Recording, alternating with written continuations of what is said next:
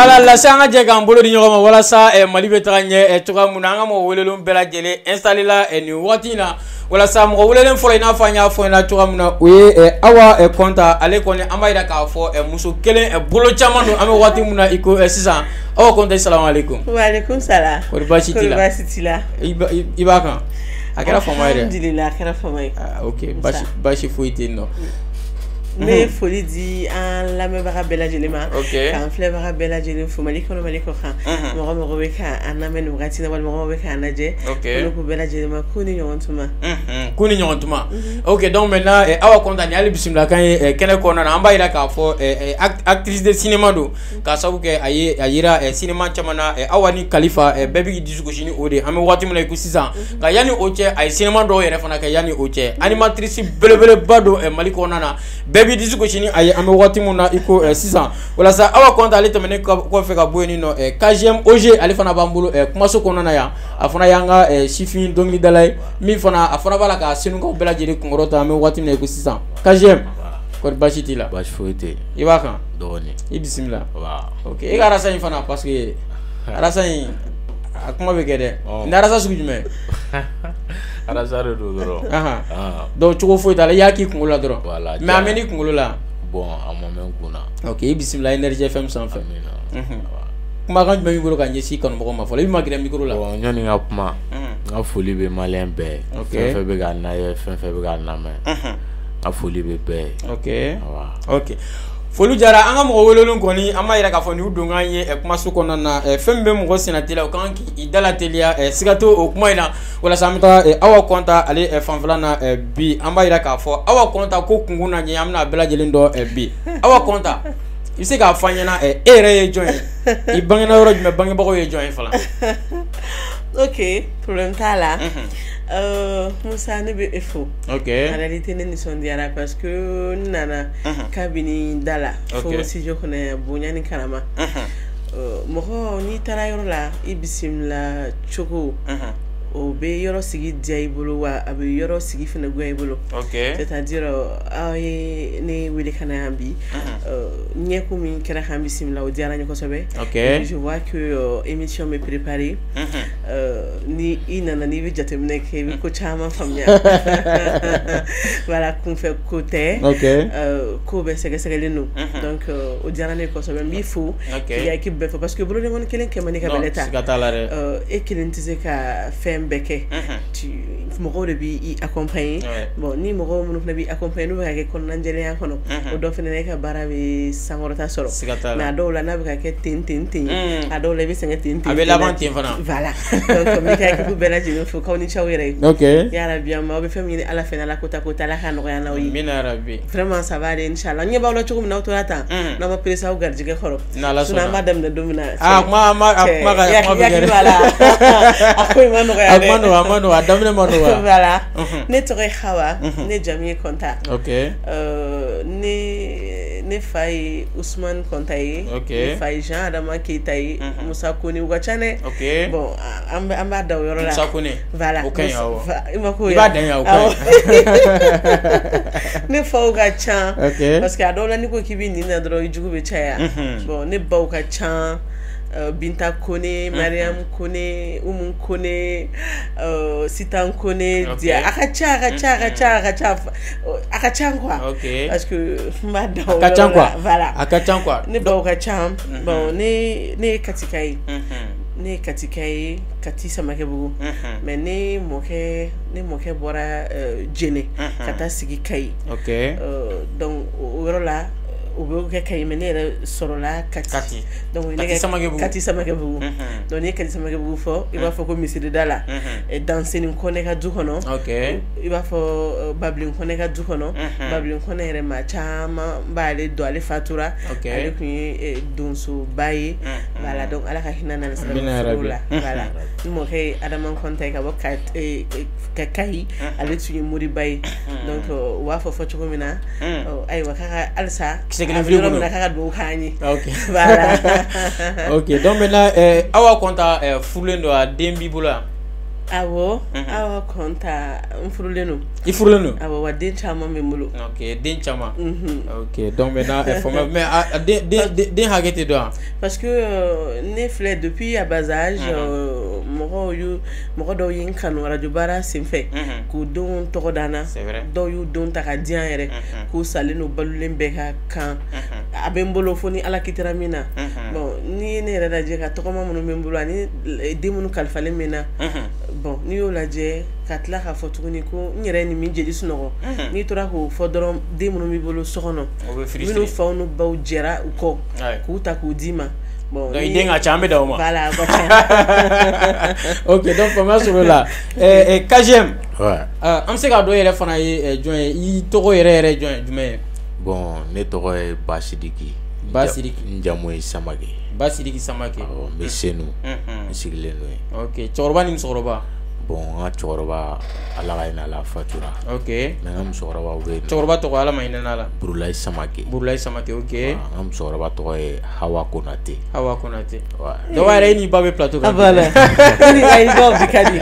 ne de bikadi do ni ba nyon sur plateau gami ouais il furlendo a dembi bula bon furlente dente molo dente e KGM dente ne demzen fiti ambe misa senu nyinga la misa ko nyinga program foi tala OK donc maintenant formation la ngam wolo la ubuguna te o bela jeni fana don 600 wato amedo nyingali la belele baw konana amna awa konta fanflana ya ira ka fo imoke ale kunye kai ni mafli awo ale kabru rebe kai voilà donc mais ere katikai précisément kati Samake OK donc maintenant edona animation na chugodi parce que anya ka fo ya damle kati mais damno man edo animation na chugodi bon ibado nyana me khono ni mo be jien fon fe ke ikabara ikakanu ni akanu ni mapelisi adola be songi sago soro depuis à bas âge netume radio la me kosobe netme chaîne de la me net mission de la main to me jeka fola me ani kledu bon jeka fola Chouk Martal parce que wadi asoro ora bi Chouk Martal fotan kale to émission OK kledu la sori kaba aujourd'hui era cette émission la dimanche Chouk la fait chaîne de la musique Kurama ala hne d'Alex là allez ni ton John Colony vraiment John Colony très bien allez to mo émission que ani comment on dit fin attends la mine si sur émission ni tawo akani ntume chaîne de la mine voilà ntume autant akani ntume participer au fenena parce que ni chaque fois ni weleli ke mo to ma foko voix kadui auditeur no auditrice sur me weleli ke ko ala ko muso me bokati sa bo funda fo muso era gasika ma ko deni me bokati voilà ba fo chugola ko deni me bokati ka voix kadni kama kuma kama bi bon ala ka hine d'Alex là bon ni tundura d'Alex men takine ko sobe d'Alex ma foko ni dajo ko voilà donc surtout nous faire la musique Kurama ne dites pas oui ne dites pas non encore moi aïe dans les hakili voilà donc chaque fois nous tout donna vous menez black on est assis au Roincan bon no kedro me yelene là voilà donc c'est comme ça qu'on nana adiarani et puis voilà quoi donc maintenant 6 ans ni stage que Kati radio Berekana voilà donc mais Belekan sur chugodi ni Belekan parce que wakati bena Belekan daile wakati numa do radio so fo kunde Kati radio folo mi daile okera Belekan donc anya ka fo ye baroda me ye ni Belekan mo ko nyon sur chugodi bon nya fi chugumena kanun kama nya fongo de journée be Kati est-ce que notre alaje ka demande de stage que katane Kati devoir ni se kata stage que non bon ntara momana abi Diallo allez Belekan de l'électricité abi Diallo ko y a pas de problème tara stage que comme ta 3 mois que ndira mo mi ma auto de alkaw jakti bon ne dira ma flabo mana très bien avec katiga ma ko kalama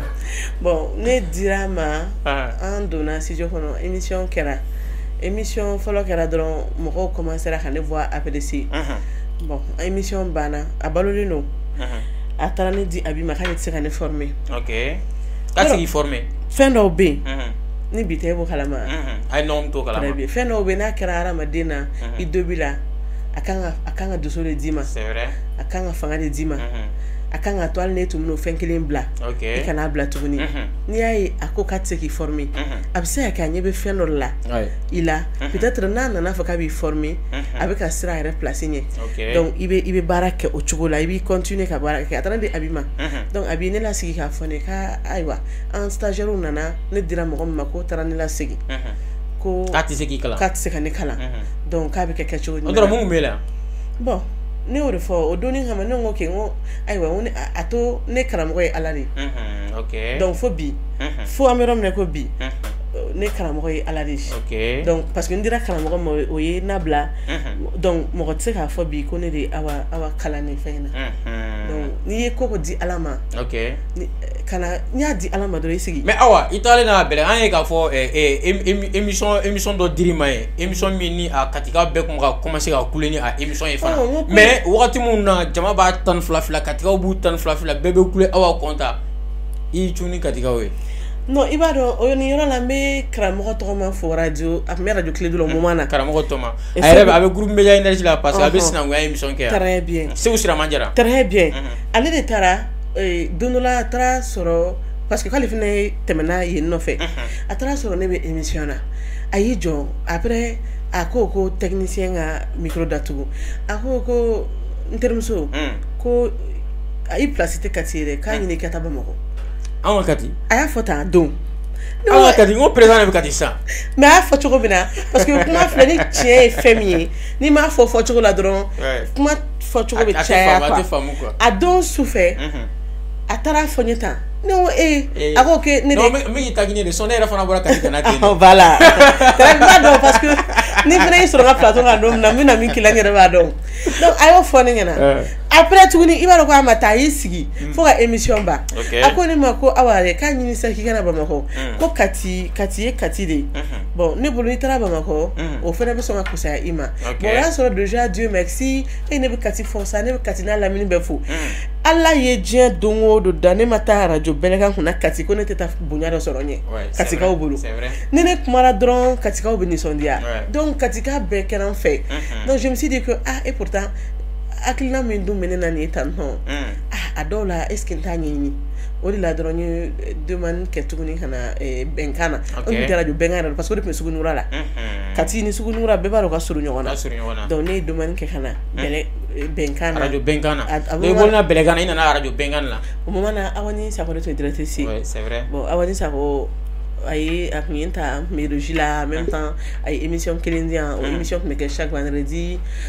ni ma fili midi 13h ninnu wagati nin na ko Mali fɔli voilà donc a bɔra o de la ka dɔ fara heure kan n ye n to o de la bon mɔgɔw bɛ ka commencer ka n voix apprécier n y'a ɲini parce que depuis à bas âge mais sans faire les visées a fɔra ko ni mɔgɔ bɛ nɛgɛso la bloquer parce que a wagati i ne yɛrɛ ka baro caman na kuma caman fɔra donc maintenant objectif caman fixera ou caman réalisera bi i b'a bɛɛ kalama ambition ko de don i yɛrɛ ye n teri ye depuis à bas âge voilà donc n nana n ye Malitel voix ko n y'o visé fɔlɔ cɛ Awa Kɔnta ni Malitel voix sɔrɔ o bɛ sɔn ka ɲɛ dɛ déjà mɔgɔw bɛ k'a fɔ a bɛ taa n ye spot fɔlɔfɔlɔ min sɔrɔ n taalen bɛnkan na o de tun ye spoti dɔ de kun na kɛ tulu a tɔgɔ kun ye ko Air Live i ma fili ne nana fɔ tonton Modibo Sanogo ye ko tonton Modibo o y'a sɔrɔ moment na ale de bɛ bɛnkan fa bɛ renouveau la bi très bien ale de tun bɛ bɛnkan ka spotiw bɛɛ kɛ ko tonton Modibo ne b'a fɛ ne ka nin client in ka spoti kɛ tonton Modibo ko i b'a dɔn ne Awa ne b'a kɛ problème t'a la ne kelen bɛ kelen kɛ mais ne b'a fɛ e ni ne ka dɔ kɛ ni e ni ne ye dɔ kɛ n dalen b'a la o b'o de ta donc ne ni tonton Modibo an ye spoti kɛ a ye kelen kɛ an fila ye kelen kɛ an fila ye min kɛ client y'o de valider donc a y'a fɔ cogo min na a kɛra ten voilà donc a commencera ka diffuser mɔgɔw commencera ka voix apprécier ni client minnu b'a fɔ non k'a ye n ka voix di nin muso in ma ni muso in ka kɛ donc a nana kɛ sportiw caman i bɛ n voix mɛn a la mais n y'a ɲini n bɛ fɛ ka Malitel ka sportiw kɛ a daminɛ la o commencera u b'a fɔ n ye ko bon sporti e bɛ sporti kɛ cogo min na ani nin sportiw tɛ kelen parce que par exemple ni nin dir'i ma sisan nɔ hakɛ to k'i ka voilà i ɲɛ bɛ nin na nin mana d'i ma sisan k'i k'i jija k'i ka nin kalan n'i y'a sɔrɔ sporti in kan ka bɛn 45 secondes de ma ou bien 30 secondes de ma nin min b'i bolo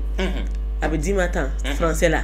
donc il va traduire il a traduit il déjà il va calan il va calan à kana teme 45 secondes kan ou bien à kana teme 30 secondes kan ou bien à kana teme 50 secondes ça dépend wa message mu ma ko na bega si ala très bien et à famille souvent ni sigi sano ni ndine masan ko ne ka ni traduit ni ko bi sigi ki ba sebe bamanangana so so kilano bolu ka teli o tante soro lu bolu donc ibi ni ba fait il ga barala ni ba fait ka teliare ni ba fait ka i ka to kilan bolo à tout moment kilan mana mako mana jola wakati o ka so bi se ka ke ka dama woro ni bela donc i ka telia we se no ka nya plus ibe ka nyebe papier les volontaires il veut qu'à caler qu'on le connaît il veut qu'à traduire parce que moi dans non en français il veut qu'à faire mais ni quoi qui veut faut bamananga no tu vois là il te faut il faut parce que traduction est traduction très bien donc au baranu ne qu'on galère en boulot doni parce que radio là il veut qu'à faut qu'à janya nyona il veut comment on a vu à radio de sport mais 1 minute 30 comment on a 2 minutes bon au là c'est pas comme ça à Tchalima 1 minute arrête au boy sport c'est mana te 1 minute quand wa quel magazine bon bien parce que bien on va sport kodo mais avant il me sport ni tu mais bien follow mais janya finalement il veut à radio toi la katichi donc yana bon ka sengi kana ka so ba kelina donc on a au choro de là et puis voilà quoi OK faut me sur le là ah non bien dernier quoi comme fin fly on sur ça parce que Moussa ko donna la tuguni Moussa ko bala teri aya fa mo ni nga chéri de baro la donc maintenant avec femme quoi c'est mon mari quoi o te ni ngali quoi donc maintenant karoga fo KGM amine femme là na c'est ça amine ka don dro KGM OG fana sur la mune fa at koro re fana jume bo KGM OG mo ba en cycle KGM King Gang Mali Origi Gangsa Ode KG King Gang Mali Origi Gangsa ok mais toi sur la juguri bon ni toi KGM we nga clair bon carré on le OG donc directement KGM OG voilà clan toi KGM bonere OG de OG donc maintenant KGM ka OG il nous fait comme ça la tourne ne de Moussa tourne de faire Moussa tourne on me nga tourne ça mais ka eto non tourmando parce que fona be akili sigi donc maintenant yinali mbere nambo otengula ça yala ye kalanke bon alsa me wala il est classique maintenant bon mais troisième année professionnel BT ouais OK il est BT gagna ou bien il bena ke nya ke nyina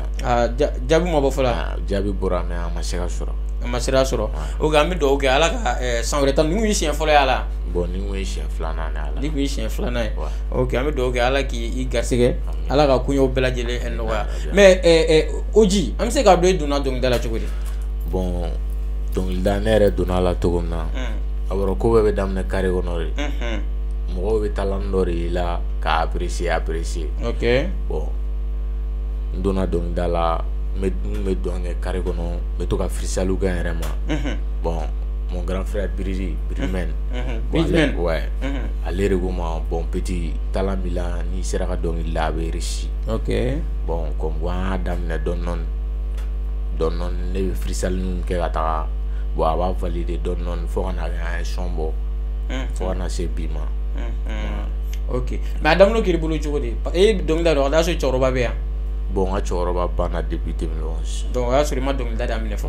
mais donc dada mine na msoroba akira le bolo chogodi parce que an bala ka style nga e be rapide ka be jumeneke bon mais rap ke mais ne bi jarbe voilà donc maintenant ne rap re fora ka ba msoroba do sira msoroba mu ne fo parce que ay arab ku foro mu do yi ake kudishiru yoro ni jogo chenwi donc maintenant msoroba aku kira le bolo chogoda damine bon tiens ga fo ko damne mani msoroba ka moi kunga akojo kunga egol ko ke bon ko be don non ne OK ma mo rap ma bala bon ani yere ga tim nanja anana swama mais c'est là qu'à la convaincu chuguri bon oro la mi ga fo mo kuma na fe OK ne ga kola yi donc a oro la ko ma bu mi ga ke OK na ko ni amanda yi nga sakanto dum dala ko na u fo na ata amanda yi ne ga sakanto ala quoi e mo bi sa kuma do o ko ga do mi la blague ok an bɛ dugawu kɛ n'a bɛ s'an ma a ka sɔrɔ déjà laɲiniw bɛɛ sabatira a kana kɛ sisan fana ye donc o ye laɲiniw n'a belebeleba ye donc maintenant e dɔnkili da k'i to san joli bon n tɛ se k'o fɔ mais n ye dɔnkili daminɛ ka se n y'a daminɛ san na ka se bi ma ɲina a san 3 de ɲina y'a san 3 ye a y'a sɔrɔ i bɛ kilasi jumɛn na bon a y'a sɔrɔ n bɛ deuxième année la a y'a sɔrɔ i bɛ deuxième année la donc i bɛ troisième année la i ye troisième année kɛ ɲina i y'a kɛ salon ani ɲina ok donc maintenant a bɛ faamu ni mɔgɔ min ye calcul kɛ e donna école la k'i si to san joli bon ne donna école la k'an to n si to san 6 de jati nɔgɔyara donc mɔgɔ minnu bɛ se calcul la déjà o y'i si dɔn olu y'a dɔn i y'a daminɛ san min na déjà donc maintenant faamuya sɔrɔ o la sa mais i kɛlen na ka dɔnkilida daminɛ morceau fɔlɔ dalen kɔfɛ senukaw commencé na ka e tɔgɔ fɔ i ka école la regard kɛra cogo di i la mɔgɔw commencé ka e yɛrɛ lajɛ cogo di bon n bɛ se k'a fɔ regard ma daminɛ école la a daminɛna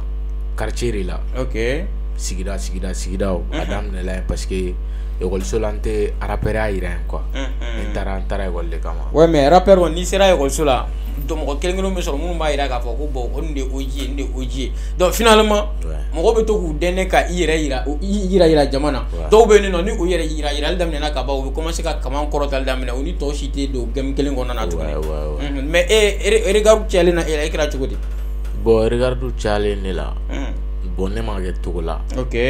i tori cogo kɔrɔ la n tora n togo kɔrɔ la mais i ka maître bɔlen a kalama k'i bɛ rap olu fana ye mun f'i ɲɛna à l'école bon n ka maître bɛɛ t'a kalama o bɛ dɔnkili minnu bɔra kalama dun bon minnu bɔra kalama bon n y'a essayer ka courage don n na mais toujours n ka école kɛ ka fara dɔnkilida kan ko de b'a diya quoi ok u y'o de fɔ n ɲɛna ok donc maintenant i faamuya sɔrɔ o la sisan Awa oui k'i to animation na radio Bɛnkan na donc mɔgɔ caman bɛ yen nɔ olu ye i ka animation kɛcogo kanu o ye fɔlɔ ye filanan ye min ye i bɛ yɛlɛ cogo min kɛ u ye o fana kanu tuguni ko mais ko yala ko yɛlɛ in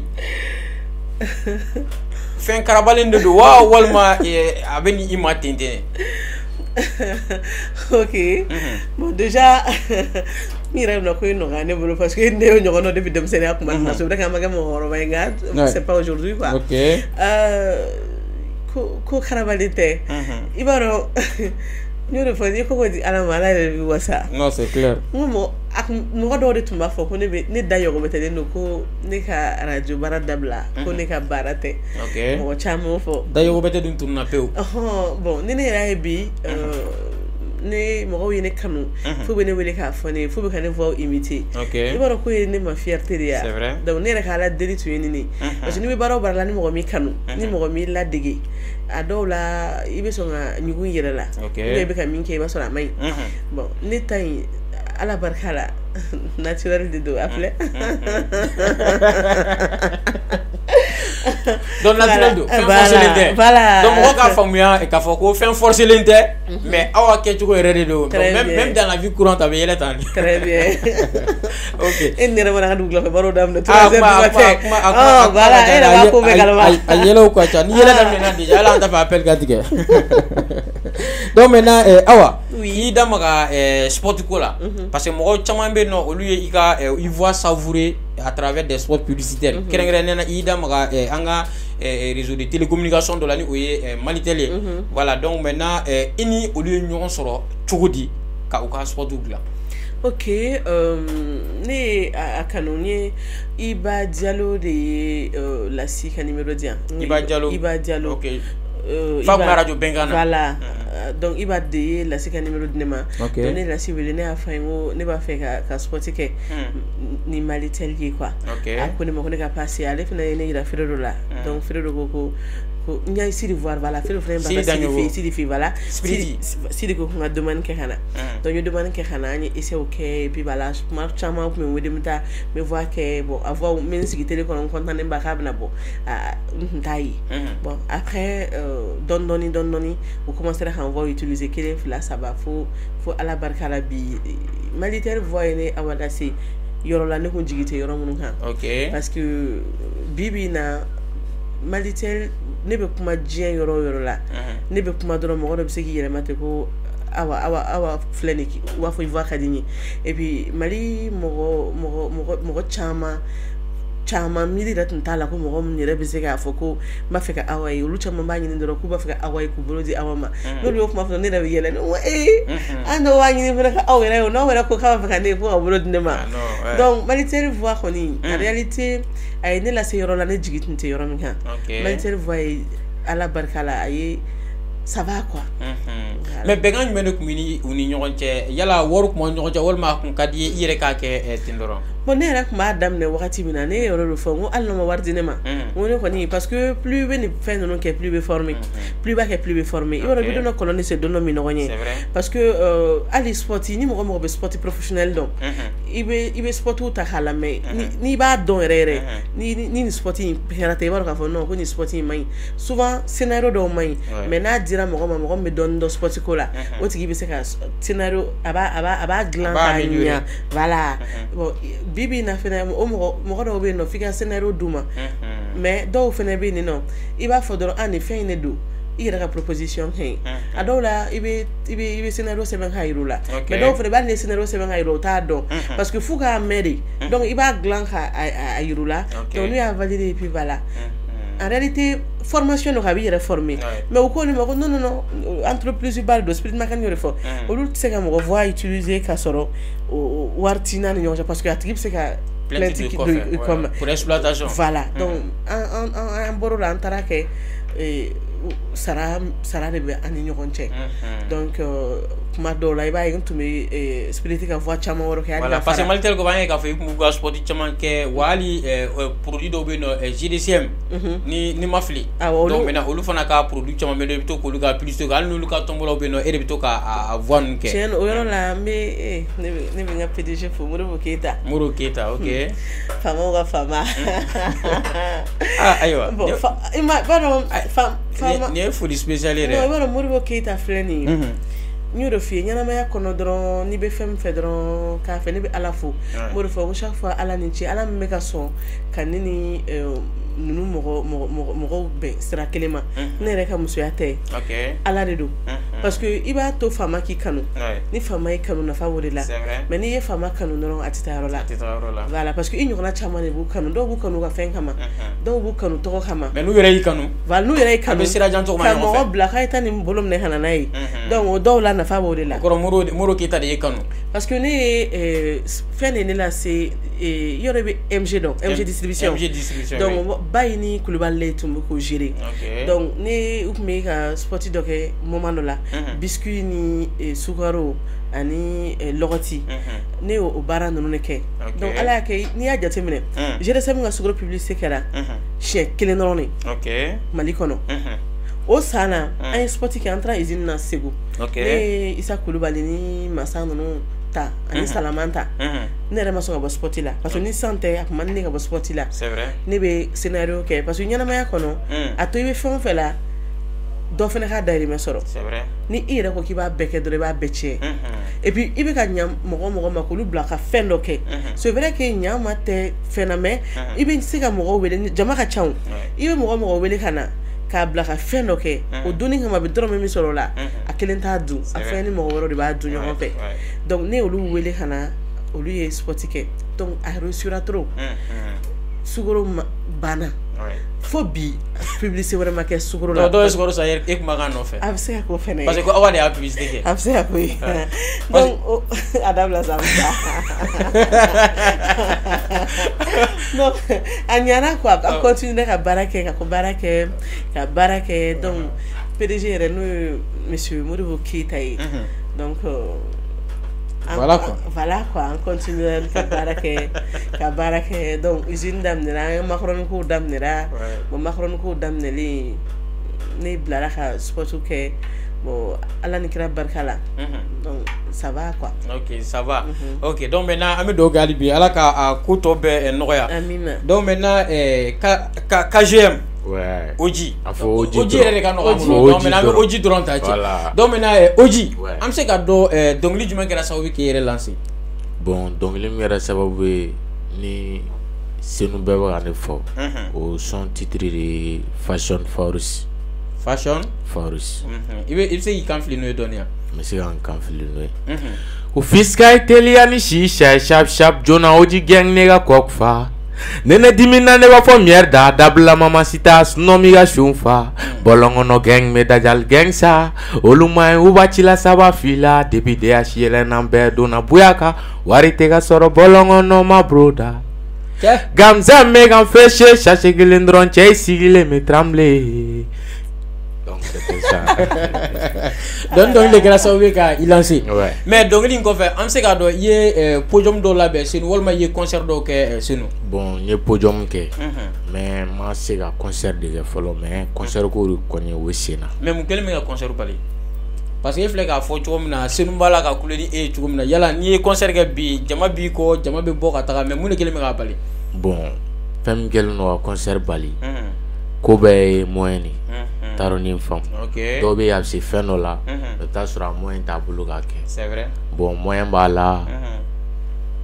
Taron ma photo comme ça. OK, donc maintenant moyen ko o de kele me ki bali ka concert ga me wakati me ko 600. Voilà. Mais il album bois. Bon, ma album bo. Il album bo. Il m'a mixtape fana ke. Bon, mais épée courir là. Il épée courir là ça. Ouais. OK, mais il est de la épée do ou bien il bina daminer ça. Bon, mais n'a gagné une première fois dit. OK. Mais épée baro daminer na ka ba. Vraiment, Adam Nena. Ouais. Donc maintenant il bina épée ko na morceau julu bina ka kono. Bon, épée morceau duru. Morceau duru. Ouais. OK, a morceau duru be titre bi ko la ka ba. Bon, nous wakati na tiara ka fo morceau duru. Amakla ou la bambela. Abuga la be petit à petit quoi. OK, donc maintenant baro daminer mena. Bon, abu wakati. Parce que mon président qui m'a kono de quoi ni album ma bo mixtape ma bo. Donc épée kana telia la quoi parce que c'est nous président. Vraiment. OK. Ouais. Donc maintenant la si be nyama ame fere ga mi taka awa aka nya an nya da mo animation na sisa ame bo animation côté la peu ame taka cinéma ko na quoi nya fo ngum so kelen bulu chamando. Donc maintenant awa ni Khalifa ale kera so bi ka to blebele ba soro Mali ko al 600 demisonu bu u disu ko jina bon maintenant awa rega ko era make jine ko isa wala si sari na bora mina kata dore la mo be nyene do ngo kura inde be quoi sa bora belegana kana bengana mo nyena belegan ko mo akili na bengana donc maintenant maltel publicité damine na be couleur ni awaye ka kenya ka kuma kan ye maltel no fe o atale na GDCM fana na tuguni ye no be ko no ko pasta duma awa voilà donc maintenant be couleur ni aye no fana oh awa ni Khalifa nana do at o re to be effacer donc maintenant la si be fian vidine ba so yana to ngasigna o kuma tetie mogo minu mavo muso mana ke watigie kwa be jama o fana tetie teni muso de be nyomonde me teni muso de be nyomonde me ni be barala ni muso be barala au be nyomonde me die digie furu ye dirie anga nyomonde me deme furu ye dirie teni muso de kana nyomonde me. Donc maintenant avec ce yin kana kuma so corona parce que ni donam ne kuma de jora la si ni donam ne kuma de jora donc maintenant awa oui ka bo animation corona kana cinéma na am se ka don sera fana sur la jogodi ah là là non bikadi bon déjà ni be yaro ni ajatemene animation ni cinéma olubeta ni nyogoyin kosobe ni ala sera ka noya mogo mima parce que ni be baronun ke radio la baronun na normalement kan préparer de c'est pas que kibni si ko ni min jigni ko la kibo fo ni be kuma de danyo san fe yipma mi fo ka tebe bi jija ikana na orchije ke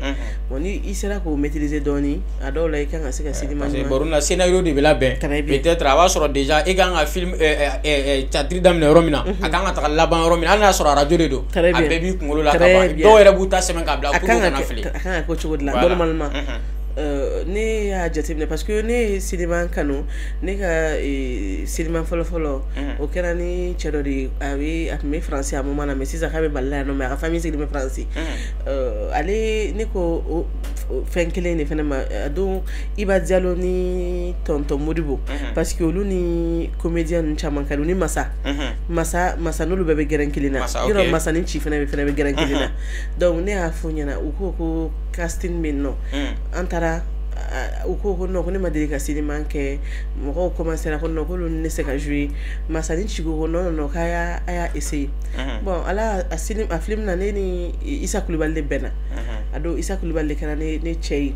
bon Isa Kulibali kelen an ka film fɔlɔ o kun ye mɔgɔ dɔ de ta ye donc ale de ye kalifa ye n ka film na voilà donc an taara an ye jouer kɛ bon casting kɔfɛ u ye scénario d'an ma bon fɛn dɔw kun tɛ scénario kɔnɔ bon n'i ka fɛn ka di ye i yɛrɛ bɛ to ka ko dɔw kɛ i yɛrɛ bɛ improvisation dɔw kɛ voilà donc mais n'an bɛ ka répéter ne kun i t'olu yira ne kɔni m'o yira moi personnellement ne m'a n yɛrɛ yira min sɛbɛnna ka d'an ma dɔrɔn a bɛ fɔ k'i ka bouger yɔrɔ minnu na fɛn minnu bɛ scénario kɔnɔ ne tun bɛ k'o de kɛ ne y'a kɛ ka da ye mais an taara se jouer don ma don min na a don ne ye jouer kɛ a ka bon hakili ma ne y'u ka hakilina dɔrɔn de ta mais fɛn o fɛn kɛra a kɔnɔ a bɛɛ bɔra ne yɛrɛ de la donc ala y'a kɛ o kɛra o ɲana donc Isa ko cɛ k'ale yɛrɛ tun t'a dɔn ko ne bɛ se jouer la nin cogo in na donc o kɔfɛ yɔrɔ Isa ni Camara production tun bɛ baara kɛ bon u ka cinéma caman na n'u tun bɛna jouer Isa tun bɛ ne ɲininka ko ne bɛ temps sɔrɔ don jumɛn ne b'a fɔ n k'a tɛ kɛ ten dɛ n ko e de ye ne karamɔgɔ ye n ka n'o fɔ a ko non non non n'i bɛ temps sɔrɔ don min na jeu bɛ kɛ o don de bon o don y'a sɔrɔ ne bɛ radio la bon radio la ne tun bɛ yen nɔ ka ta tɛnɛ ka na bila samedi la ne tun bɛ baara kɛ don o don dimanche dɔrɔn tun tɛ kɛ repos ye donc dimanche de fɛ an tun bɛ jouer sauf si ni ko in kun urgent ba don ne tun bɛ permission ɲini Awani Sakɔ fɛ ne bɛ taa fa la donc an commencera ka fɛnw kɛ ten o dɔw la Lala yɛrɛ ye sangaba sɔrɔ parce que Lala jara mɔgɔ ye kangana kɔrɔ maliyɛn minnu bɛ jamana kɔ kan Lala jara kosɛbɛ o cinéma na ne tun ye Kalifa ne cɛ bɛ Faransi ne b'a fɔ ko n bɛ taa n cɛ nɔfɛ donc k'ale a ko k'a ye mori ye donc a bɛ to ka a yiri t'o la fo ka ne kunna tiɲɛ ka na ne la garijigɛ kɔnɔbara la donc o film jara mɔgɔ an bɛ a yɔrɔ la kɔnɔbara kuma ne keleyara dɛ k'a bɛɛ ta mais ayi ma n keleyara fɔlɔ de kana keleya sa chérie ayi non parce que a film ko taara ka ne bolo de da Kalifa kɔrɔlen don sa ne t'ale fɛ ne b'a lajɛ dɔrɔn de e dun ye jeune de ne bɛ de ka ko la problème t'a la donc an y'o kɛ o reçura kosɛbɛ kosɛbɛ o jara mɔgɔ ye en même temps ye dɔ wɛrɛ kɛ dɔ fana na ko Sitan hakili to fɛn tɔgɔ la kosɛbɛ mais o la ne cɛ de tun bɛ Fatou bon ne ye waritigi ye butigi bɛ ne bolo bon ne cɛ ka mɔgɔ bɛɛ bɛna fo ka ne furusiri Kalifa dun ye ne cɛ kɔrɔkɛ de o fɛn na ale ne cɛ kɔrɔkɛ de a dɔw la dun u b'a fɔ bon n tɛna kuma tiɲɛ ko kan parce que n tɛ fɛn dɔn o la a dɔw la u b'a fɔ ko jagoya yɛrɛ tɛ mais na bɛnkanw don ko ni muso cɛ banna ko dɔgɔkɛw de bɛ se ka ta la tiɲɛ ye ni tiɲɛ kan ka t'a la ne cɛ kɔrɔkɛ dun kun ɲɛ bɛ ne la ko f'ale ka ne ta donc ka balimaya kɛ k'a ɲagami du kɔnɔmuso bɛɛ nana bila n kelen na parce que ni wari bɛ n bolo n bɛ n pari ka taa butigi la cɛw bɛɛ bɛ taa défilé la nɔfɛ minnu bɛ village la togoda la olu bɛna ko fo ka ne furusiri minnu bɛ duguba kɔnɔ olu b'a fɔ ko fo ka ne furusiri cɛ kɔrɔkɛ fana b'a fɔ ka ne furusiri bon sigida fana na waritigi dɔw fana b'o yɔrɔ la yen o fana b'a fɔ ni Isa Laloma a tɔgɔ Isa Laloma tun b'a film na donc o fana b'a fɔ fo ka ne furusiri donc a ko gɛlɛyara o film fana réussira kosɛbɛ ani dɔ fana na ne b'a fɔ ko n bɛ taa Dakar ne bɛ bɔ n cɛla la ko n bɛ taa Dakar n bɛ taa loger ɲamakɛ fɛ yen ni dɔw b'a dɔn i kamalen na i kamalen fɛ voilà mais mɔgɔkɔrɔba caman bɛ k'a lamɛn dɔw i b'a fɔ ɲamakɛ o ye ka kuma datugu dɔɔnin la pour que mɔgɔw k'a faamu très bien donc o la o fana diyara mɔgɔw ye kosɛbɛ donc n y'olu de kɛ je me suis dit que i b'a dɔn ne filɛ nin ye ne bɛ keleya de kojugu ne tora ka nigérien e fana bɛ keleya ne ye nigérien ka film lajɛ dɔrɔn ne ka kalifa bɛɛ bɛ tɔɔrɔ me sɛbɛnni la koyi wallahi ne ye financement sɔrɔ scénario minnu bɛ ne bolo ne bɛ cinéma kɛ Mali la diɲɛ mɔgɔ hakili t'a la ko Mali cinéma bɛ se ka taa yɔrɔ min na wallahi suma wallahi ne ye financement sɔrɔ n b'a kɛ fo k'a ɲɛ déjà nin ye Awa ni Kalifa la mɔgɔ ka dɔrɔmɛ kelen t'a la a bɛɛ bɔra ne poche kɔnɔ wari de la donc 56 épisodes nin y'a ye moyen tɛ yen ni ne ye moyen sɔrɔ o la o la saison 2 filɛ nin ye n tɛ ka n b'a fɛ ka lancement de kɛ parce que saison 2 n'i y'a bila o fana cogo la ten combien de millions donna saison fɔlɔ la dɔrɔmɛ kelen ma sɔrɔ fɔlɔ bon saison 2 fana filɛ 60 épisodes ye combien de millions fana donna o la mais n ko ne bɛ ka baara kɛ ka projet wɛrɛw de wari ta n bɛ se ka wari minnu kɛ ka so dugukolo san ka so jɔ n bɛ se ka wari minnu kɛ ka projet wɛrɛw réaliser n bɛ se ka wari minnu kɛ ka fɛn wɛrɛw fana kɛ mais ne filɛ ka taa n bɛ bɔ sanji kɔrɔ tile fɛ n bɛ bɔ sanji kɔrɔ su fɛ a lajɛ depuis ne bɔra n ka so 4 heures du matin fo sisan ne ma segin n ka so fɔlɔ mais bɛ se k'o faamu cogo di ko ye heure min ye e yɛrɛ b'a dɔn ko wari ko bɛ daminɛ 7 heures bon i bɛ se wari tɛ na heure jumɛn ta émission préparée ka fɛn bɛɛ kɛ pour que émission ka bɔ a ka ja jɛma ye donc kow ka ca dɔɔni i n'a fɔra i bɛ bɔ i ka so ka sɔrɔ dugu ma jɛ i bɛ don i ka so ka sɔrɔ dugu tilala ka taa sɛgɛn ka wari ɲini bon ne bɛ k'o wari minnu ɲini ka baara wɛrɛw kɛ ne bɛ tila ka t'o de kɛ ka t'o de don Awa ni Kalifa la bon ne bolo kana n sigi ko a ye na wari jan mais chérie yɛrɛ b'a la ko Awa ni Kalifa ka di ye a ka di dɛ to ka wuli ka enveloppe jan kɛ non problème t'a la non mais ne bɛ enveloppe di ka sɔrɔ o tɛ se kana ka gunu ne tɛ caman kɔ ayi mais a ye n wele k'a fɔ ma ka min d'i ma i bɛ ka jɔ la i b'a fɔ ko n k'a caya de chérie b'a caya kana fɔ ko n ka to ka enveloppe di ma chérie silima ma nɔgɔn dɛ épisode 1 yɛrɛ silima na wallahi a ma nɔgɔn a ma nɔgɔn hali fitini donc ne parce que hali ni dama maga bɛɛ la i yɛrɛ b'a dɔn k'a fɔ a ma nɔgɔn parce que avion yɛrɛ passera plateau in kan yan hali dama ka wala la a ko k'a fɔ olu ka épisode 1 an bɛ min lajɛ dɔrɔn 20 minutes 25 minutes 30 minutes ko a wari a tournage wari olu yɛrɛ ye farala ɲɔgɔn kan de k'a fɔ ko jamana ko don an ka a da nɔgɔya a wari bɛnna 15 millions de ma épisode 1 yɔrɔ ye 20 minutes ye voilà bon ne ka épisode 1 i ma ne ma se ka tɛmɛ 12 minutes 13 minutes kan ne tɛ se ka tɛmɛ o kan parce que 12 minutes 13 minutes yɔrɔ ale y'a ta fɔ fala bon i ma ne ka saison fɔlɔ la a bɛ daminɛ ni an fila de ne ni Kalifa après Sali bɛ fara kan c'est vrai donc après tuguni y'a ye ni mɔgɔmuso farala kan an ye mɔgɔw fara kan kelen mais saison 2 in na o jama ka ca de bon n ye wari min bɔ saison fɔlɔ la n ye min bɔ Zeyna na o ka ca n'o ye fo siɲɛ 3 parce que Zeyna jama cayara mais Awa ni Kalifa hakilina nana i la cogo di bon ne ko Isa ma déjà ne ni Isa ka film caman i b'a sɔrɔ ne cɛ de don ou i b'a sɔrɔ ne ɲamakɛ de don bon a ka di n'an ka jeu partout sera mɔgɔw b'a fɔ k'a ka d'u ye o yɔrɔ Isa Kulibali filɛ nin ye non ne b'a fo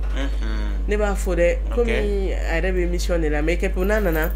an bɛ nana yan n'Ala sɔnna Isa bɛ parce que a kun ka di an ka fila bɛ sɔrɔ plateau kan problème t'a la parce que Isa kun min na a nɔrɔlen bɛ Awa la a kun b'a ɲɛfɔ ne ɲɛna bi i kɛ pro a bɛ na ne ko Isa ma n ko ne b'a fɛ an ka fɛn dɔ kɛ k'a to k'a bila réseaux sociaux kan fɛn fitinin dɔrɔn ok donc ne y'a fɔ a ye ko problème t'a la donc an y'an t'o la ne o fɛn bila o y'a sɔrɔ ne ɲɛ gannen bɛ projet wɛrɛ kan chaque fois a bɛ to ka ne rappeler a b'a fɔ ne ye ko Awa ko ko k'an ka fɛn dɔ kɛ Awa an ka kɛ sa chaque fois a b'a fɔ ne ko problème t'a la sa n'an bɛna kɛ don dɔ la an tun bɛ ka sport dɔ de kɛ an tilala sport la dɔrɔn a y'i sigi ko bon ko an bɛ film an b'a daminɛ don jumɛn ne fana ko a ma ko problème t'a la ne ye n ka cadreur wele Diouf ne ye Diouf wele n ko Diouf n ko ayiwa n ko Isa Kulibali sigilen filɛ yan n ko an b'a daminɛ don jumɛn Diouf yɛlɛla quoi ko ne ye don min fɔ bon Isa ko ne ka téléphone d'a ma a n'o kumara donc u ye date décidé donc an continue an fila b'a kɛ k'an b'a bila an ye épisode damadɔni kɛ k'an b'a bila réseaux sociaux kan donc chaque fois n'an y'a kɛ ne bɛ photo bila ka fitinin fɔ bon mɔgɔ dɔw ye ne écrit u ko ne ma ko Awa ne ɲɛ bɛ anw ɲɛ bɛ ni cɛkɔrɔba ka fɛn na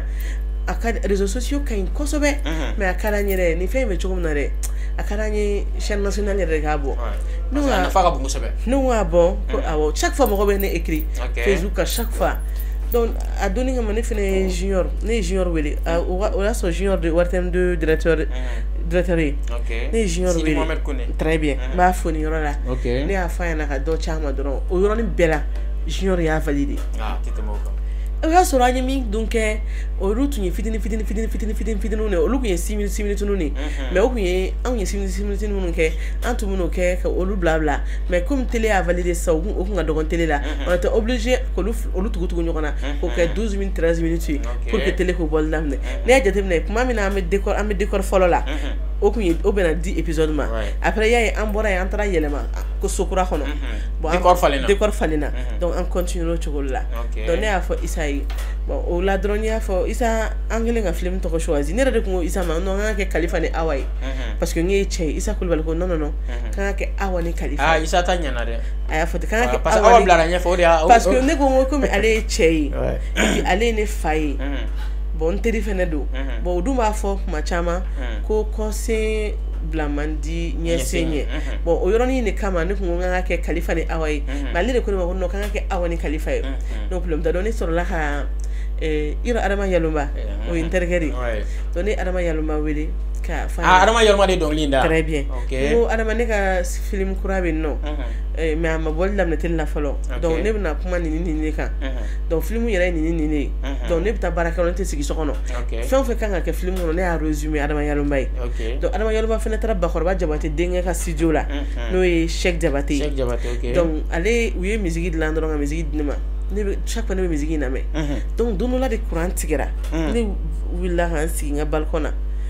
3h du matin ou entre 2h du matin je me rappelle pas mais ne musique na me do ne karla ne na a donné adama yalma wele asrana ko in tokoma ko akadi ko nunga akadi adama ngi ne ka film musique mi nglangi ya clip bala ko e ko clip bala ke mo so vrai ki war mi fone ne adima mo me ba fe nga mu wele nga joli faraka ako non tokoma ne benami nga e o saraka ba non no ake alan kira khamo ba fe nga min dime ka afoni dron tellement nga doni fe tellement dona fe do ne nya do woni ko mi so nga fe no e quoi donc ay afo ko no ko ni fe dama mo wallahi afo ay dado fo nyo chama donc pour que hake kana tan fait quoi parce que ñira kun dalé ma dem senu yere parce que baro ay dongli min daye ye wor min da ma worin ta bo ne bolo consciencieusement et bolo parce que ni mo ko fin ki na ila ni sondia ni asara ni yere ba do ni ala chelala ibse ka fin wore kai ka fara sarenga ni yake na ma mi fara ibaraji kan ata bo ala abidana yere to sinsi voilà donc ne ka bara inkarati film bora njigi ba kan chaque fois comme na war soro mais war ma soro wota soro mais ma décourager na be sira la kana wallahi ma décourager moi dans la tournage ba mbolo chini ñoko bi vendredi chini misal la quoi ne ndaleno wallahi billahi chini tournage ka warte mbolo awo do wayda awani kalfa worbe baka bu yere de ko na ma bonu ha bo jongu parce que on ngali kera ko ngaki la ka worbe bo rajume awani kalifa aka kom nga cinémani aka kom tigi yere ne yere awa kontari bon baro bibi na malla ni ma agence de communication dans les marchés do witi ka soro tu es obligé ni ka spoti be fe venir nga spoti be réaliser nga scénario mais mi no parce que scénario c'est maintenant be mo aka kom awa contact communication très bien donc aka kom ni be film na je ni bala aka kom en partenariat avec l'ORTM ba film yi aka kom ni tay donc ORTM m'a diffusé c'est vrai donc film fait bora film yi kono de A jusqu'à Z a drôme kele ma bon ma chibolo ji kono wa et puis même malheur ka to kana fo men sigi des o ni fe on ko be afo hay nan deme mais al nene ma fo ko ay ndeme nga film ke mais mo ko nyeba la film na te ka sebe ko ni sponsori ate ka sebe ko ni partenaire mo ko beto la jagoy mo be film doron la je e ba al film bana ere générique mbete me rare sont les gens mun be générique la je do alors que générique de la ibe film caractéristique bu bedon mo mun participer la ibu do be partenaire do autant on bolo de voilà donc ibi da fara yere ga so an to kala oh boy ate nyama ay nyama sinon saison 2 honi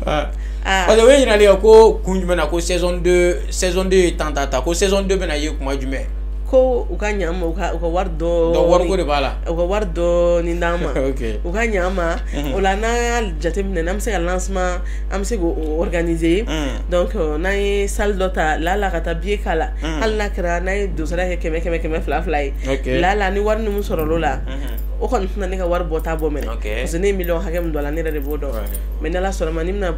saison 2 lancé mina point de presse ke donc ni war hakam do saison follow la ni war hakam do saison flanana et puis juru hakam mena mali kono ya ni film ko na juru bena de juru bila non ma besara juru hakam mena ma comme ya fo atki na sa ne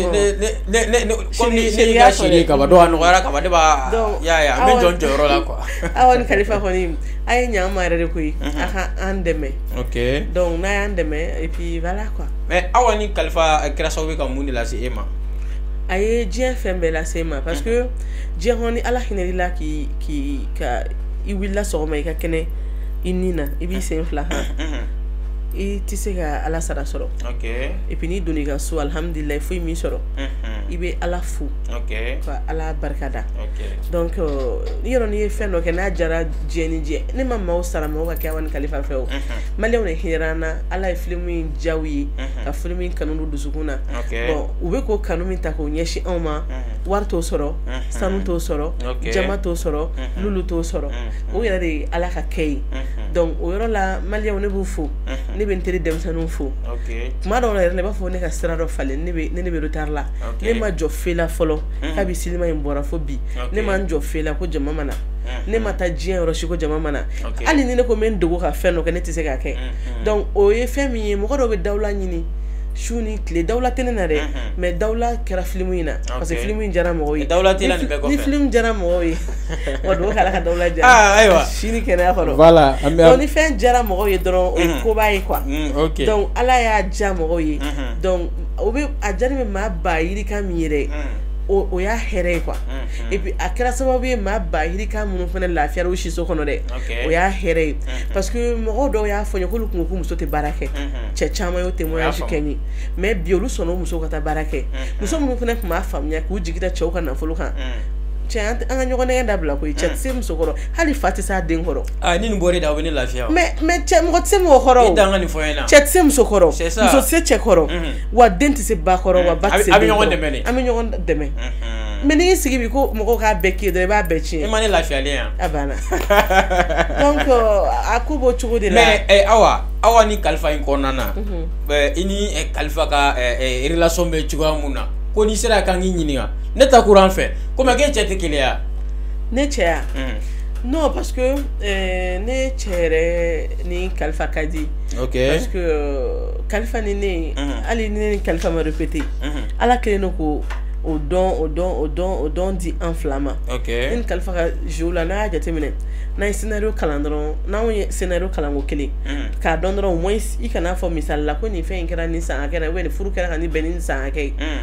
misali ne fɔ ne kalifa ka furu san 30 misali la quoi furu san 30 bon ne y'o fɔ bi sini ka taa fɔ tuguni ko furu san 15 finalement i bɛ lajɛbaga minnu b'a lajɛ u b'a fɔ k'i y'u neni quoi bon n'o bɛ scénario kɔnɔ n'an filila scénario la donc maintenant y'a kalan an bɛ se k'o corriger sani an b'a a tourner fɛn awɔ o kɛ yen dɛ an tun bɛna jeu dɔ de kɛ dɛ ne ko kalifa de y'ale ka nin scénario sɛbɛn ne b'a fɛ an ka nin jeu kɛ a ko ka jeu ɲuman kɛ k'a sɛbɛn man ɲi ne y'a fɔ a ye a y'a sɛbɛn dɔrɔn i m'a ye an obligé ka na ni baro dɔ de salon kɔnɔ ka sɔrɔ k'o partie in don a la o partie in de kɛra bezi parce que o yɛrɛ de kɛra sababu ka TikTok fan bɛɛ minɛ ka bezi kɛ awɔ ok i bɛ so wa an ka taa kɛ allo i bɛ so wa madame b'i kɛrɛfɛ wa i bɛ tila ka n wele kɔfɛ voilà mais o y'aw cɛw ka mot de passe de o donc o y'aw cɛw ka mot de passe tellement ne ni kalifa bɛ ɲɔgɔn faamu quoi donc ne ni kalifa yɛrɛ i bɛna ye o saison 2 in na nin gɛlɛyara mɔgɔ gundo bɔrɔtɔ walayi chérie saison 2 la maliyɛnw caman bɛna kasi télé kɔrɔ kasi b'a la yɛlɛ b'a la nisɔndiya b'a la aw mɔgɔ bɛ fɛn o fɛn la k'an da ma s'a ma saison fɔlɔ la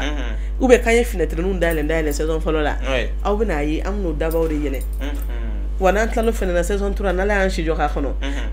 ni mɔgɔw hinɛra an na dɛ k'an dɛmɛ donc mɔgɔw k'aw dɛmɛ pour que saison 2 in tɔ bɛ se ka laban cogoya mun na saison 3 yɛrɛ b'an na donc maintenant moins technique ko tɛ tuguni parce que aw yɛrɛ labɛnnen don déjà personnel b'aw bolo mɔgɔw dafalen bɛ aw bolo mais aw tɔ mɔgɔw bɛ soutien dɔrɔn la pour que aw bɛ se ka a ko tɔ bɛɛ laban cogoya mun na mɔgɔw bɛ yen scénario banna n ko chérie ne ye enveloppe di su in na sisan i bɛna problème t'a la sa ne ta tɛ gɛlɛma ye sa tɔ ninnu ta bɛ na sa o ta bɛna fara ne ta de kan o bɛ se ka kɛ cogo di an bɛ se ka n ko n'i bɛ mɔgɔ wele i ka wara la i bɛ kunkolo de minɛ ne ka wara kunkolo bɛ n bolo tɔw bɛ na olu bɛna ku yanfan de kama problème foyi t'a la donc maintenant awa ani kalifa u mago bɛ dɛmɛ na pour que saison 2 a bɛ se ka laban cogoya mun na film ka di mɔgɔ minnu ye ni se bɛ aw ye vraiment aw y'aw jɔ aw jɔyɔrɔ la aw ka kanu fana o yira kuma ye sisan ka da a ka d'an ye fana kan tuguni ni ɲɛ maloyara dɔrɔn dusukun bɛ tɔɔrɔ kuma dɔw bɛ yen n'i y'a ma fɔ dɔrɔn a tɛ sinon c'est pas que ko baara man d'an ye baara ka d'an yɛrɛ nka ye jumɛn ye juru de bɛ ne na an ka bon juru de bɛ na fo yan juru b'i la f'i kan donc n'i ye film in n'an ye saison 2 bila nin cogo in na tan a ma nɔgɔn dɛ ok donc maintenant a faamuna sisan an b'a essayer ka taa ɲɛfɛ sisan an bɛna Oji ale fanfɛla na Oji i y'i da maga i ka dɔnkili daminɛw na senu kɔnɔna na e yɛrɛ i ɲɛ bɛ senu dɔnkilida la cogo di an bɛ wagati min na sisan bon an bɛ don min na i ko bi senu dɔnkilidala ka ca trop ok dɔnkilidala ka ca yɛrɛ denmisɛnnin caman bɛ a bɛɛ kɛra dɔnkilidala ye ok bon talan b'a bɛɛ la fɛnɛ talan b'a bɛɛ la fana ok donc maintenant e yɛrɛ i bɛ senukaw bolo cogo di i bɛ senukaw bolo cogo di senukaw kɛlen bɛ k'i apprécier cogo di an bɛ wagati min na i ko sisan i kɛlen ka dɔnkili da n'e sera senu senukaw b'i minɛ cogo di bon ni sera senu bɛɛ bɛ ni bonya de bɛ nin bɛɛ cɛ frère et sœur ani min mun dɔn dɔw yɛrɛ bɛ olu bɛ n wele Talari an bɛ kuma caman fɔ bon petit frère Tala min la a bɛ tan bon mais dɔnkilida hokumu kɔnɔna na i ka idole jɔn ne ka idole bon ne ka idole ye Darkeb de i ni Darkeb de la ka ɲɔgɔn ye bon an ma deli ka donc a ka di i n'a ka ɲɔgɔn ye ouais ok i tɛ wele la sa ma a fana bɛ émission lajɛ kosɛbɛ ok pas de problème ok donc maintenant Senu ne yɛrɛ b'an Darkeb yɛrɛ o ni terikɛ ni n tilala n bɛ n Darkeb bila contact la a banna Darkeb n den ɲɛnama don walayi a ma deli ka n ta n tɔgɔ yɛrɛ ma donc maintenant i bɛ n'i den 2 bila contact la n'Ala sɔnna ok parce que nin fana y'i den dɔ de san problème foyi t'a la den 2 contact c'est vrai voilà i b'i den 2 bila contact la y'a mɛn contact la donc Darkeb mɔgɔ ɲɛnama don ok parce que mɔgɔ ɲɛnama don parce que an yɛrɛ fana i ye baara dɔw kɛ ɲɔgɔn fɛ n'est-ce pas effectivement mɔgɔ ne y'a dɔn ko tanti n ko ala Darkeb ne ba ye sa a bɛ mɔgɔ bonya kojugu a tɔ k'a f'i ma ko tanti a tɔ k'a fɔ ko tanti o de ka ɲi ni fɛn fɛn ye o bɛɛ k'a f'i ma ko tanti o bɛ hakili sigi Oji Senu tɔgɔ mana fɔ ka ban mɔgɔ hakili bɛ jigin mɔgɔ fɔlɔ min na bi na ni a kɛra sababu bɛ ka Senu dɔnkilida tɔgɔ bɔ ka taga Mali fan bɛɛ ani diɲɛ fan bɛɛ fɛ o ye Prince Diallo ye e ni Prince Diallo yɛrɛ fana aw bɛ cɛ bɛ cogo di bon Prince Diallo n grand frère do ma bonya yɛrɛ a bɛ mɔgɔ bonya toro ok bon an ye ko caman kɛ ɲɔgɔn fɛ an voyagera ɲɔgɔn fɛ ka taa yɔrɔ la ka taa concert yɛrɛ kɛ ok bon an bɛ don min na o bi projet n'a ni ɲɔgɔn cɛ dɔnkilida ko na siraw fɛ bon fɔlɔ projet tun bɛ yen an kun ye projet yɛrɛ sigi sen kan mais malgré les choses a ma se ka kɛ mun y'a bali bon a bɛ se ka kɛ ko tacogo ye n bɛ se k'a fɔ célébrité n'a position do ok bon a bɛ se ka kɛ fana yɛrɛ a kuma ma se donc a taga se ka ɲɔgɔn ye sisan i n'a fɔ kɔrɔla tun bɛ ɲɔgɔn ye voilà fɔlɔ an tun bɛ ɲɔgɔn ye yɛrɛ de mais sisan an tɛ ka ɲɔgɔn ye kosɛbɛ quoi ok mais an bɛ se ka dɔn gɛlɛya jumɛn donc gɛlɛya jumɛn de b'i yɛrɛ kan an bɛ wagati min na i ko sisan bon ne yɛrɛ kan sisan gɛlɛya min bɛ ne kan dɔnkili kɔni dali tɛ i bɛ s'o la ouais vraiment mais n débrouille o la ok bon donc bɔra kɔnɔdimi na i bolo quoi a kɛra ɲɛdimi ye bɛɛ ɲɛ b'a la a ko bɛ ten tɔ de quoi ok son dilanni ko de ɲɛ ka ca dɔɔni quoi ok bon komi an yɛrɛ bɛ don min na jamana a ko ma nɔgɔn dɔɔni bon o dɔrɔn degun de b'an kan sinon n yɛrɛ ɲɛ tɛ basi foyi la na ɲɛ tɛ basi foyi la ok donc maintenant an bɛna Awa ale fan fila na tuguni Awa an y'a ye Ayise Baba i ni ale gɛrɛlen don ɲɔgɔn na kosɛbɛ yɛrɛ koyi donc maintenant an bɛ to k'a ye bɔlɔlɔ sanfɛ i n'ale bɛ to ka ja dɔw kɛ a bɛ to k'a bila bɔlɔlɔ sanfɛ pour que ka jamanadenw la sensibiliser ka taga jamana kanu ma mais e ni Ayise ka o hakilina nana cogo di Bɔrɔ na min fila ɲɔgɔn fɛ ma Jumel Ayise Baba Keyita mɔgɔ caman t'an bɔ dɔn ɲɔgɔn na mɔgɔw b'a miiri ko ne y'ale mɔgɔw b'a miiri k'ale ye ne ye puis voilà n b'a fo nin wagati in na don dɔ la dɔrɔn ne ye n sigi contre coup d'état kɛra moment min na ni kuma caman tun bɛ ka fɔ surtout réseaux sociaux kan i b'a dɔn ne filɛ quoi ne bɛ n dusu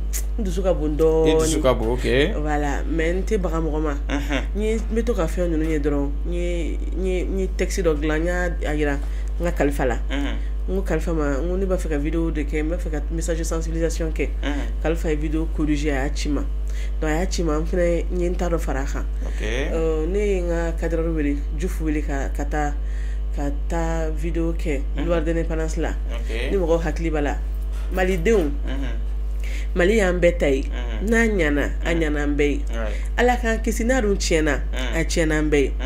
o tuma la maliden cɛ ni muso denmisɛn ni mɔgɔkɔrɔba aw ye na an ka fara ɲɔgɔn kan an ka sigi ka kuma ka ŋaniyaw kɛ kelen ye ka hakiliw kɛ kelen ye ka don da kelen fɛ ka bɔ da kelen fɛ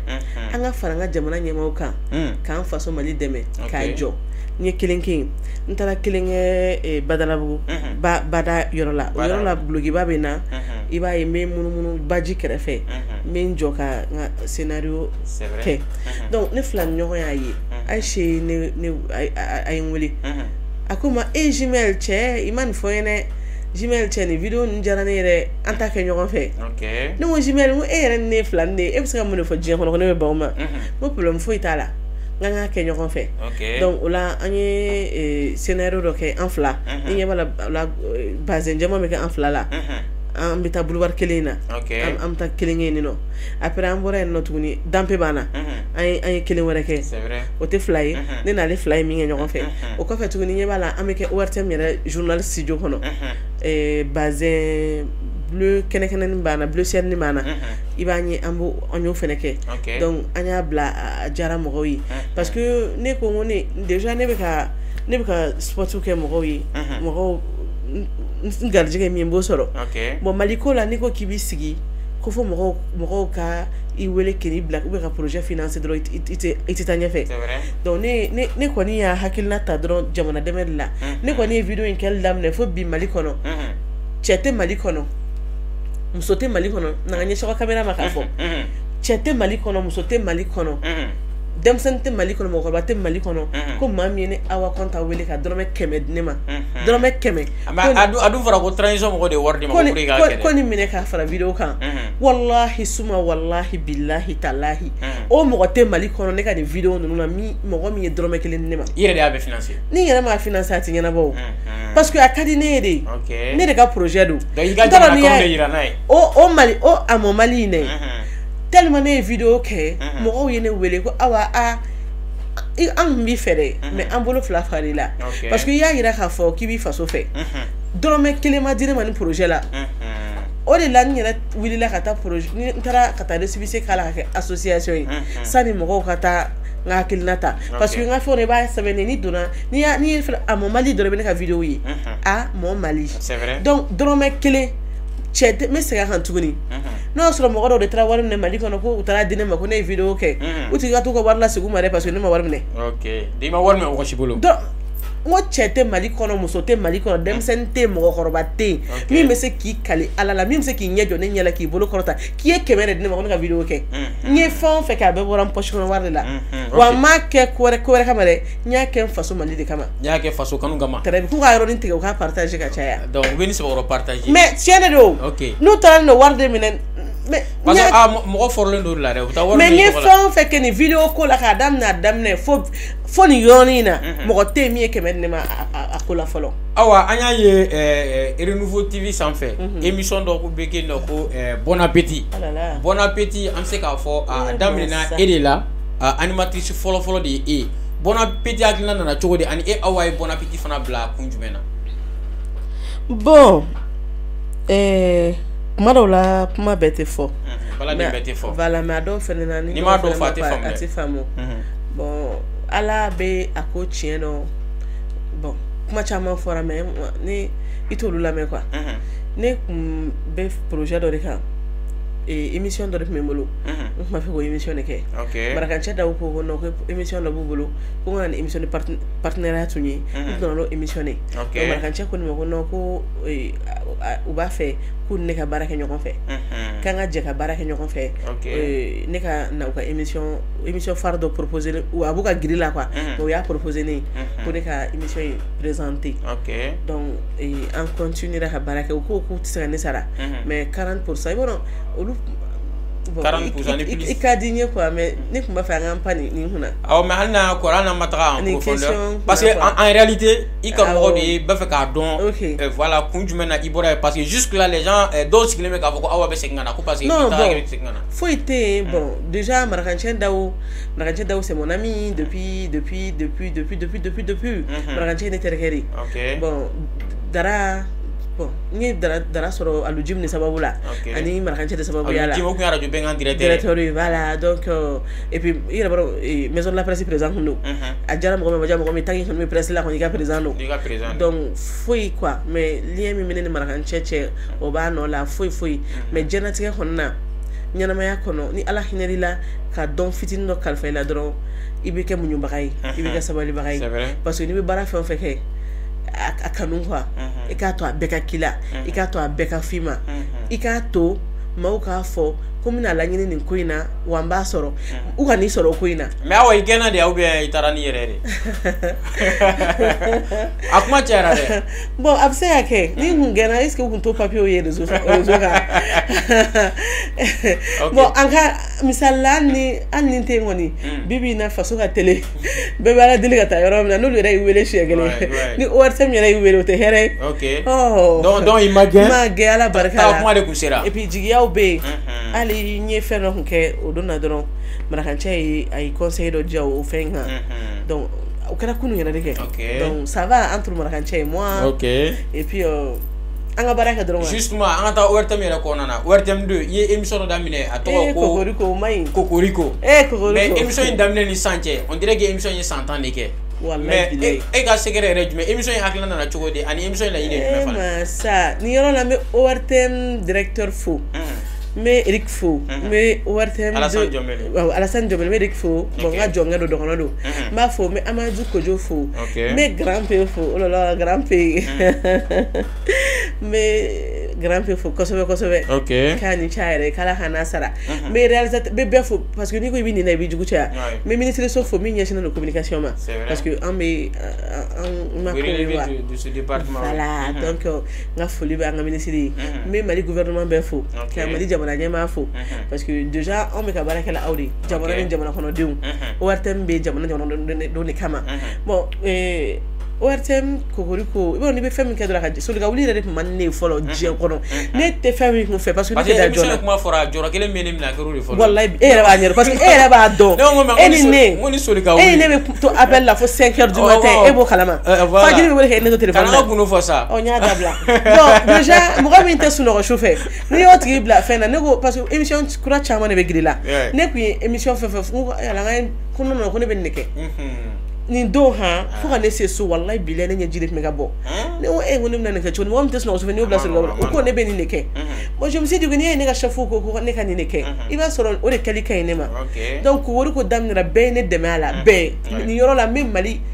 bɛ Mali mɔgɔ bɛ réseaux sociaux utiliser n b'a bɛɛ fo n bɛ Mali videoman bɛɛ fo page bɛ mɔgɔ bolo n b'a bɛɛ fo n bɛ Mali radio so bɛɛ fo n bɛ Mali presse bɛɛ fo n bɛ ORTM yɛrɛ n'a lamini mɔgɔ baara kɛ ORTM na de près ou de loin n ka foli b'a bɛɛ lajɛlen tellement u ye n dɛmɛ fo dan t'a la quoi donc u farala n kan k'an dɛmɛ walasa ko ka ɲa et puis ala barika la lajɛbagaw fana kun ko k'olu kun peressé don ka émission kɔnɔ donc émission daminɛra ORTM na seli tɛmɛna dɔrɔn an y'a daminɛ seli fitini tɛmɛna mais bi b'a fɔ émission bɛ ORTM na a bɛ i yɛrɛ fɔ cogo min na parce que tellement que communication yɛrɛ kɛra autour de cette émission aw bɛɛ de y'a kɛ a kɛra mɔgɔ caman kɔnɔ ko émission yɛrɛ daminɛna sɔrɔ a ma daminɛ très bien fo mɔgɔw tun bɛ ka commencer ka sɛbɛnninw kɛ k'u bɛ soli ka wuli k'u sigi don o don k'u tɛ ka émission ye donc mais o tɛ taa aw yɛrɛ kɔ quoi aw yɛrɛ de bɛɛ ni ce aw yɛrɛ o la aw bɛɛ ye n dɛmɛ et puis ORTM n bɛ segin a kan ORTM bɛ yen jamana ni jamana kɔnɔdenw de maliden kelen bɛɛ de ta ye jamana ka jabaraniso don très bien maliden bɛɛ k'a dɔn k'olu de ta ye ORTM ye ORTM bɛ ka baara o baara kɛ la an bɛ k'a kɛla jamana kɔnɔdenw de donc n'i y'a ye anw bɛ bɔ sanji kana da n'an ma dɛ neige ka jigin émission tɛ annulée c'est vrai voilà ni émission ni bɛ moyen fɛn fɛn ɲini i b'o ɲini ka taga très bien o de ye k'a fɔ k'i b'i da so ou bien k'a fɔ i ma permission k'i manque non c'est pas comme ça ouais c'est vrai i bɛ taa baara de kɛ parce que mɔgɔw de b'u ci dabila k'u sigi k'i lajɛ vraiment n bɛ maliyɛnw fo ka tila k'a f'u ye ko Kokoriko bɛ yen aw bɛɛ kama a ye sari continuer ka Kokoriko lajɛ n'aw ye fili min y'a la aw k'a fɔ an ye aw ni ce aw yɛrɛ ok donc maintenant faamuya sɔrɔ o la sisan Amo Mali Amo Mali o ye association min hakilina bɔra i la donc association yɛrɛ kan ka lancer ni ala sɔnna ma n'i ma fili sibiri nata de don sibiri don septembre kalo tile 10 i t'i da maga a la dɔɔni k'a fɔ an ɲɛna ok sibiri don septembre kalo tile 17 san 2022 nɛgɛ kaɲa 10 waati maison de la presse la an kɛlen don ka wele bila maliden kelen bɛɛ ma k'an bɛɛ ka bɔ ka caya an ma mɔgɔ bɔ mɔgɔ la mɔgɔ ma bɔ mɔgɔ la tout le monde mɔgɔ b'a faso fɛ mɔgɔ ta ye jamana ko ye m'a fɔ mɔgɔ min ta ye intérêt ko wɛrɛ ye dɛ non mɔgɔ bɛ Mali fɛ parce que jamana ko ye o de la ne fɛnɛ ye nin ko in bɛɛ kɛ ma dɔrɔmɛ kelen minɛ mɔgɔ la n y'a fɛn bɛɛ kɛ fo bi ma fɛn minɛ mɔgɔ la mais association de don a tɛ se dɛmɛw ni fɛnw kɔ mais b'a fɛ ka taa ni association ye yɔrɔ min na ni kun commencer ka taa ka wuli dɔrɔn ka taa mɔgɔw dala cucucu ni fɛnw na a dɔw la i tun bɛ min nɔfɛ i t'o sɔrɔ donc ne association in créé mais association in na mɔgɔw bɛɛ b'a la journalistes b'a la école karamɔgɔw b'a la commerçants b'a la kalandenw b'a la mɔgɔ minnu tɛ baara la olu bɛ association in na jusqu'à yɛrɛ la Mali ko de don parti politique ko tɛ parce que ɲininkali b'o yɔrɔ la dɛ ko n'a sɔrɔ a taara ka association in sigi de pour a bɛ se ka politique baaraw kɛ cogoya mun na non même pas ye ɲininkali don dɛ non mun de bɛ baara kɛ wari tɛ minɛ ne bɛ ka ɲin'olu quoi awɔ mais association bɛ se ka sigi a ka mɛn e yɛrɛ da kɔnɔ o de fana ka ɲi donc maintenant n ka association tɛ politique association ye non o tɛ mais ko mana kɛ cogo cogo a bɛ se ka kɛ mɔgɔ dɔ bɛ se ka anw ɲini an bɛ diya a tigi a tigi bɛ se ka an dɛmɛ ni mɔgɔ b'an dɛmɛ problème t'a la o mais a tɛ politique baara kɛ mɔgɔ si ye mais an t'a fɔ fɛnɛ mɔgɔ ye fɛnɛ ko an tɛ se ka kɛ mɔgɔ teri ye parce que an bɛ jamana de ye a mɔ Mali ni association in tɔgɔ lamɛn dɔrɔn i yɛrɛ bɛ association in ka kungelena faamuya a mɔ Mali ne bɛ n faso fɛ e dun donc n'i bɛ faso fɛ i b'i ka faso kanu ye i b'o de yira anw na faso kanu tɛ dala fɔli ye o faso kanu ye kɛwale de ka to k'an sigi gɛrɛnw na walima ka kaleliw daminɛ n bɛ n faso fɛ o t'a yira k'a fɔ k'i b'i faso fɛ o ne mago bɛ dusukun waleyali la donc o de la ne ye wele bila Mali bɛɛ ma Mali dugutigiw bɛɛ a alimamiw a mɔnpɛriw a donsow a mɔgɔ bɛ k'i sen bɛ Mali ko la a parti politique kɔrɔlenw a kuraw finitigiw Mali n b'a fɛ ka min f'i ye parce que n'i ko i b'i nin na dɔrɔn jugu bɛ caya maliden bɛɛ maliden ɲɛnama bɛɛ très bien mɔgɔ ta ye faso ko ye ani Tarawelelakaw ni Danbɛlɛlakaw mɔgɔ de bɛ yen k'i ta ye faso ko ye an mago b'i la donc bɛɛ ka bɔ samedi 10h maison la presse la hakilina nana cogo min an ka baaraw bɛna kɛ cogo minnu na parce que plan d'action b'an bolo san ba fila ni tan fila tɔ kɔnɔna la an kan ka baara minnu bolo la ani o kɔfɛ an kan ka taa ni baara kura minnu ye parce que a ma Mali bɛna sigi Mali région ni cercle ni commune bɛɛ la Mali bɛna kɛ jamana fɛn fɛn kɔnɔna la inchallah an b'a fɛ ka taa bureau sigi o bɛɛ lajɛlen na anw ta tɛ mɔgɔ ko ye dɛ an ta ye faso ko ye k'a fɔ ko ni mɔgɔ in bɔra yen sini misali la ko ni Asimi bɔra yen sini an bɛ Asimi critiquer non an ta to ye dɛ Alhaji Ibrahim Boubacar Keita Ala ka hinɛ na sɛbɛnforo la k'a fɔ k'an b'o la gosi bi non i bɛ na i b'i ta de kɛ i bɛ taa ka faso to yen n'i nana donc Mali ta bɛ sɔrɔ cogo min na Mali an ta ye Mali de uniquement Mali wa mɔgɔ bɛ ka baara kɛ Mali kɔnɔ ka ɲɛ an b'a bɛɛ fo an b'a bɛɛ dɛmɛ ni duwawu ye wa an b'a bɛɛ soutenir k'a fɔ k'an bɛ nin ka nala bi an bɛ nin ka nala sini an t'o la dɛ mɔgɔ ta ministre fɛn fɛn nana Mali kɔnɔ bi an b'i dɛmɛ ka Mali jɔ député fɛn fɛn bɛ yen ko i kɛra député an b'i dɛmɛ ka Mali jɔ opérateur ko fɛn fɛn bɛ yen n'i bɛ ka Mali dɛmɛ an b'i dɛmɛ i ka o Mali baara la jamana ɲɛmaa fɛn fɛn bɛ yen nɔ an b'i dɛmɛ n'an ka hakilina ɲuman ye an b'i dɛmɛ n'an ka duwawu ye an b'i dɛmɛ n'i ye Mali baara bila don o don a fana b'aw kɔ don non c'est pas que fɛnɛ k'an b'i la gosi k'i ye min kɛ bi ko ma ɲɛ k'an b'an sigi ko k'i la gosi dɛ a mana kɛ cogo cogo i ye ɲuman dɔ kɛ Mali kɔnɔ ka tɛmɛ o donc o ko in na an sigi anw ta ye n b'a fɛ ka min f'i ye baara caman b'aw ka association bolo dɛ très bien e m'a mɛn ko Amo Maliya o de la n yɛrɛ siranna don parce que mɔgɔ dɔw bɛ k'a fɔ n ye ko awa ko nin association in ka girin i ma n ko non Mali kungo ka girin ni du ye Mali kungo ka girin ni i den ye Mali kungo ka girin ni baara ye Mali ye Mali de ye Mali ye faso de ye i mana kɛ diɲɛ jɔn o jɔn ye Mali ko de ka bon o de bɛ bila priorité la fɔlɔ après ko tɔw bɛ na kɔfɛ n'i y'a mɛn i b'a fɔ ko den bɛ du dɔ de kɔnɔ du bɛ sigida dɔ de kɔnɔ sigida dɔ fana bɛ jamana dɔ de kɔnɔ donc anw ta ye jamana ko de ye bon mɔgɔ bɛ yen denmisɛnnin fara mɔgɔkɔrɔba kan n'i ta ye Mali ko ye association bɛɛ welelen don parce que n'i yɛrɛ y'an ka tɔgɔ in lamɛn dɔrɔn i b'a ye k'a fɔ association fana caman fa n'u baw bɛ kɛ anw ye parce que anw ta ye a mɔ Mali association dɔw bɛ i b'a sɔrɔ dɔrɔn nin de don o ka baara bɛnnen don nin de ma mais anw ta baara bɛnnen don tant que Mali bɛ yen tant que Mali bɛ diɲɛ kɔnɔ an ko association in bɛ yen an b'an tile kɛ anw bɛ taa mɔgɔ wɛrɛw bɛ na olu fana b'u ta kɛ olu fana bɛ taa mais a mɔ Mali bɛ to a nɔ la anw ta y'o de wa Musa n b'a ɲini bɛɛ fɛ ko n b'a ɲini maliyɛn bɛɛ fɛ mɔgɔ tɛ da kunnandi dɔn u ka ɲa an ma n b'a fɔ u ka ɲa an ma de u ka duwawu k'an ye u ka duwawu kɛ an faso Mali in ye u ka duwawu kɛ association a mɔ Mali ye ko wati te sera ko ka do ga association wati sera wati de la safidi non nama on me dama digi sa ko ga do parce que on Mali kadine quoi ne c'est de fene ni faso jola parce que Mali e femme di oma ni ame amanda ka suno hakila tige ko Mali kadisa Mali la nyoko boya be Mali la dame be Mali la karama be Mali la koto nyoko tala be Mali la gasi be Mali ne be bara fe donc an taye Mali ko de yi Mali ko de do wa an bele wele bla association bema u ka no ka fara an kan ga bara ke nyoko fe an da amina seni bema kilin nan bora amita amina na ni fente mena do lancement mena amina wili ka sanga nyare la ho fi ka association bu ya do koro ka wili ka ta region na gouverneur ka association mu menno Mali den kilin be yura